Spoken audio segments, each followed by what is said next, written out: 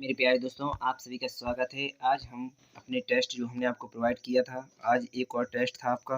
तो यहाँ पर कक्षा 6 से 8 के बच्चों का भी है और यहाँ पर 1 से 5 तक के बच्चों का भी है और यहाँ पर 0। बहुत छोटा सा टेस्ट है, बिल्कुल छोटा। हमने बच्चों के लिए सिर्फ एज ए एडमिशन जो लेते हैं उनके पहले टेस्ट लेते हैं, इसलिए यह प्रोवाइड करते हैं। तो गणित के जो स्टूडेंट हमारे पास नए आए हैं उनके लिए हमने यह पूछे थे कितने नंबर से उन्हें पास करते हैं। 25 आते हैं अगर, तो ही हम उनको गारंटी से यानी पढ़ाते हैं, वरना हम नहीं पढ़ाते। तो क्योंकि हम बोर्ड की परीक्षा चाहे 6 की हो या 7 की हो, सभी की तैयारी के हिसाब से हम बैच में एंट्री लेते हैं, क्योंकि हम कक्षा के हिसाब से कम पढ़ाते हैं, पढ़ने के हिसाब से जैसे पढ़ाते हैं। ठीक है, तो चलिए बिना टाइम खराब किए देखिए, यहाँ पर हम आपके लिए बताने वाले हैं टेस्टों का सलूशन। तो चलिए इस टेस्ट का आपके लिए सलूशन यहाँ पर प्रोवाइड करते हैं। तो यहाँ पर आपको इतनी जानकारी तो आप जानते होंगे, सब जानकारी है। चलिए पहले क्वेश्चन में लिखा है प्रत्येक क्वेश्चन 1 अंक का रहेगा। तो आप जानते होंगे विषम संख्या किसे कहते हैं। वह संख्या जो 2 से ना कटे उसे विषम संख्या कहते हैं। जैसे 1 3 4 1 3 5 7 9 इस प्रकार अनंत। ठीक है, समभिन्न किसे कहते हैं। समभिन्न, विषमभिन्न और हमने बताया था आपको मिश्रित भिन्न। ठीक है, तो इस प्रकार समभिन्न जो ऊपर अंश आपका छोटा हो हर बड़ा हो इसे समभिन्न कहते हैं। विषम भिन्न अंश आपका बड़ा हो हर छोटा हो इसे कहते हैं विषम भिन्न। इसके बाद आती है आपकी मिश्रित भिन्न, जिसमें सही लिखा हो वो होती है आपकी मिश्रित भिन्न। आशा करेंगे आपको इतनी जानकारी यहाँ पर प्रोवाइड अच्छी तरह से आ गई होगी। चलिए बिना टाइम खराब किए आगे चलते हैं। तो अगले वाले क्वेश्चन में पूछा गया है उदासीन संख्या किसे कहते हैं। तो 0 एक उदासीन संख्या होती है। इसके बाद अगला क्वेश्चन लिखा है 911 से 5वीं संख्या कौन आएगी। तो 911 से आगे गिनती पढ़ना है आपको। उसके बाद तो 915 आएगी 5वीं संख्या, 16 आएगी 5 15। ठीक है, 916 इसकी आ जाएगी। इसके बाद पूछा गया है बहुलक 8 9 11 13 9 और 5 में बहुलक बताओ। सबसे अधिक बार 9 9 की 2 बार लिखा है और कोई 2 बार नहीं है, तो इसका राइट आंसर आपका 9 आ जाएगा। चलिए बिना टाइम खराब किए अगले वाले क्वेश्चन को भी देख लेते हैं। ठीक है, तो अगले वाले क्वेश्चन में पूछा गया है 9 5 4 9 5 1 0 1 में 4 का स्थानीय मान और जातीय मान में अंतर बताइए। तो 4 का स्थानीय मान बताइए। तो 4 का स्थानीय मान 4 अक्षर पीछे 0 है, यहाँ पर देखिए 4 ये है, तो इसके पीछे जितने अक्षर है 0 यानी 4 अक्षर पीछे, तो 4 0 लग जाएंगे यहाँ पर।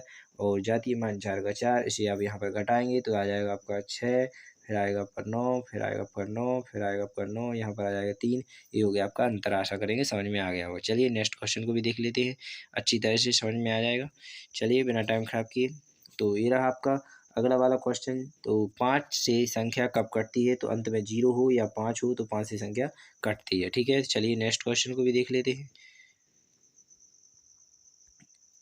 ठीक है, तो चलिए बिना टाइम खराब किए भाज्य संख्या किसे कहते हैं। वह संख्या जो सेम से भी कटे और दूसरी संख्या से कट जाए उसे भाज्य संख्या कहते हैं। जैसे कि 4 एक भाज्य संख्या है। कौन सी है, 4 एक भाज्य संख्या। ठीक है, 4 है, 6 है, सॉरी 6 है, यहाँ पर 8 है, इसके बाद आ गई आपकी 9 है। ये उस संख्या जो कट जाती है वो भाज्य संख्या कहलाती है, अभाज्य संख्या जो कटती नहीं वो कहलाती है। ठीक है, तो चलिए अगले वाले क्वेश्चन पर देखते हैं। तो अगले वाले क्वेश्चन में लिखा है 36 का वर्गमूल बताओ। तो 36 का वर्गमूल बताना है। तो 36 का वर्गमूल बताने के लिए आपको पता है 6 का कितने होता है वर्ग, 6 का वर्ग 36 होता है और 36 का वर्गमूल पूछे तो 6 होता है, तो इसका राइट आंसर 6 आ जाएगा। 13 का घन बताना है। तो 13 का घन आपको याद ही होगा। 13 का पहले 13 लिखेंगे, 13 का वर्ग कितना होता है तो वर्ग याद कर लीजिएगा आपका। तो इसका घन हो जाएगा 21 21 97। ठीक है, 97 इसका हो जाएगा। अगर नहीं आता तो इसको देख लीजिएगा, इस प्रकार गुणा कर लीजिएगा, आपका आंसर आ जाएगा। ठीक है, तो यहाँ पर इसको गुणा करेंगे तो अपने आप से आपका आ जाएगा। ठीक है, कर लीजिएगा इसका गुणा।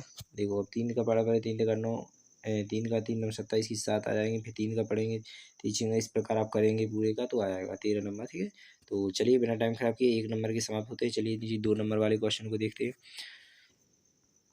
तो ये रहे आपकी 2 नंबर वाले क्वेश्चन, तो एक एक करके इनको भी समझ लीजिएगा। तो यहाँ पर पूछा गया है 9 का 12 गुना कितना होता है। तो 9 12 गुना करेंगे तो कितना आ जाएगा 108, तो 108 इसका राइट आंसर हो जाएगा। ठीक है, अगले वाले क्वेश्चन पूछा है 800 का 5वां भाग क्या होगा। तो 800 में 5 का भाग दे दीजिए, तो आपका 1 3 बजे 5 6 5 6 160 इसका राइट आंसर आ जाएगा। चलिए नेक्स्ट क्वेश्चन है, पूछा है 900 और 480 का योग क्या होगा, दोनों को जोड़ दीजिए तो आ जाएगा 1380। इसके बाद अगले क्वेश्चन में पूछा है 1500 में से 490 कम होने पर कितना बचेगा, तो 500 में से आपका 690 घटा देंगे तो यहाँ पर बचेगा आपका 810।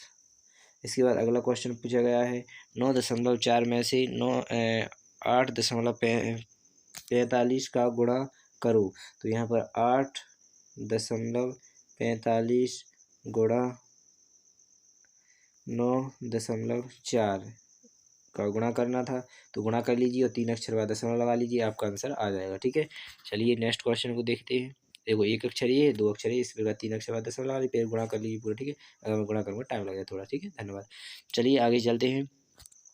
तो आगे लिखा है पिताजी ने 500 दिए और उसने उसके 3 गुना कर दिए, तो बताओ अब उसके पास कितने रुपए हैं। तो 3 गुना कर देंगे कितने हो जाएंगे, 1500 हो जाएंगे बस।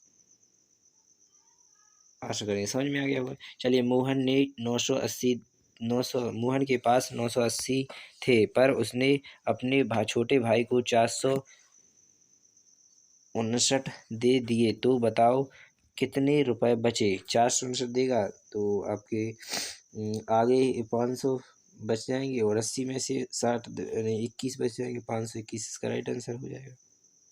जिसको समझ में ना आए पूछ लीजिएगा। चलिए नेक्स्ट क्वेश्चन को देखते हैं। 2 किलो सेब 240 की आ रहे हैं, तो बताओ 9 किलो सेब कितने के आए।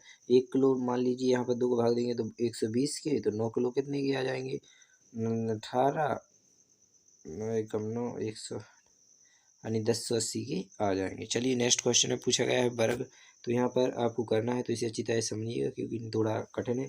1/64 का आपको 2/6 इस प्रकार का इसको हल करना है। 64 एक गुणनखंड करेंगे तो यहाँ पर रहता है 2 की घात 6 और 1 की घात भी बन सकते हैं 6। ठीक है, तो इस प्रकार का आ जाएगा। इसके बाद 2/6 घात चढ़ी, देखिए एक बार लिख सकते हैं यानी 1/2 और गुणा 6 की 6 का गुणा होगा 6 दूनी 12 या फिर 6 यहाँ पर लिख ही रहने दीजिएगा, 6 लिख ही रहने दीजिएगा। गुणा में यहाँ पर 2/6 लिखेंगे, 6 से 6 कट गए, 2 रहेगी घात तो 2 इस पर भी चढ़ जाएगी इस पर भी चढ़ जाएगी, तो 2 दूनी नीचे 4 आ जाएगा, ऊपर 1 का 1 ही रहेगा, 1/4 इसका राइट आंसर आ जाएगा। चलिए नेक्स्ट क्वेश्चन को भी देख लेते हैं। इसमें औसत पूछा गया है, बस औसत भी सरल होता है, सबको जोड़ दीजिए और बस जितनी संख्या है उसका भाग दे दीजिएगा। सबको जोड़ेंगे 2 और 2 3 5 5 एवं 5 10 10 और 4 14 14 और 6 20 20 और 7 20 और 7 27 27 और 8 27 और 8 35 35 और 9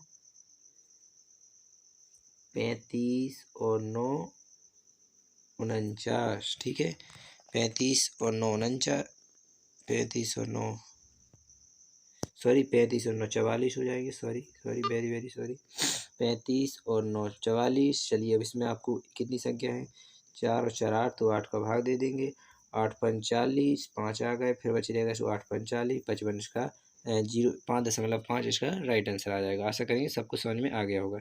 चलिए नेक्स्ट क्वेश्चन को देखते हैं। अर्थम 4 नंबर वाले को प्रश्न देखते हैं। तो ये रहे आपके 4 प्रश्न, 4 नंबर वाले क्वेश्चन 4 ही थे, 5 थे सॉरी। तो यहाँ पर पहले का एक्स का मान याद करना था, तो एक्स की संख्या एक तरफ आएगी, 4x इस तरफ है, उस तरफ के 3x इस तरफ आए तो माइनस के हो गए, इस तरफ के 9 प्लस के थे उस तरफ जाएंगे तो माइनस के हो जाएंगे, तो 15 माइनस 9 15 में 9 चले जाएंगे, तो यहाँ पर आपके 6 बच जाएंगे। और इस तरफ 4x में से 3x चले जाएंगे तो यहाँ पर x ही बच जाएगा, तो x बराबर 6 इसका राइट आंसर आ जाएगा।